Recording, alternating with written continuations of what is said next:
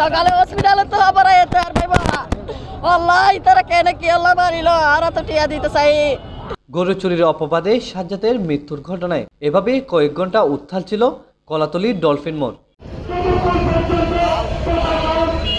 পরে আশার বাণী শোনায় বিএনপির কেন্দ্রীয় নেতা লুৎফর রহমান কাজল।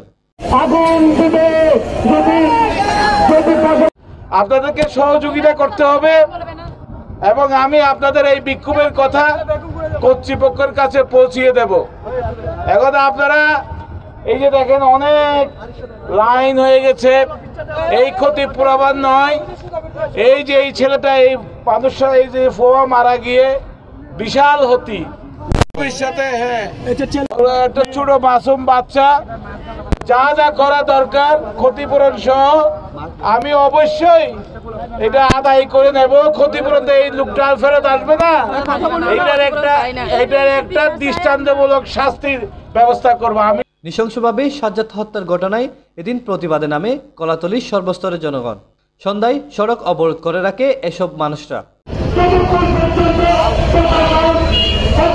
সকালে হসপিটালে তো আবার এতে আর ভাইবা আল্লাহ তারা কেন কি আল্লাহ মারিল আর তো টিয়া দিতে চাই। আল্লাহ টিয়া খুঁজের টিয়া নদিলে নদিব তখন টিয়া দিতে চাইলে হতে তোরা সুরক্ষিয়ার হাই নাকি তোরা সুরক্ষিয়ার না হাইলে সুরাই তো কেনে এসছ তারপরে টিয়া নলইব।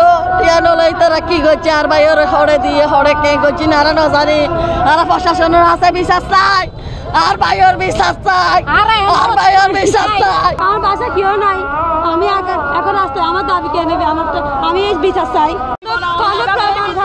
মেনে নিব না, 24 ঘন্টার মধ্যে প্রশাসন কিছু না করলে আমরা আরো রুখে দাঁড়াবো রাস্তার মধ্যে।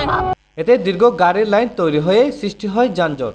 এলাকাবাসীরা জানান, সাজ্জাদের পরিবার ও এলাকাবাসীর দাবি সাজ্জাদকে মিথ্যা অপবাদ দিয়ে খুন করা হয়েছে, তাই সুবিচার না মিললে অবরোধ থাকবে সড়ক, করা হবে না সাজ্জাদের দাফন।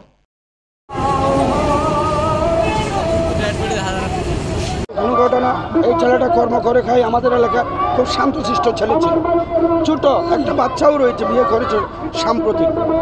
এখন ওখানে ডেকে নিয়ে গিয়ে বাসার ভিতরে বন্দি করে রেখে অমানবিক নির্যাতনের মাধ্যমে হত্যা করেছে। এই হত্যার বিচার আমরা দাবি করতেছি এলাকাবাসীর পক্ষ থেকে।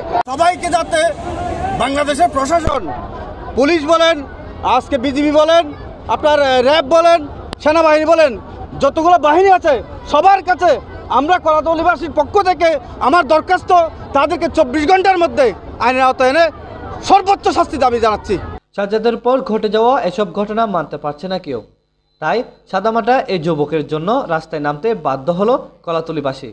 তানিম চৌধুরী, কক্সবাজার ভয়েস।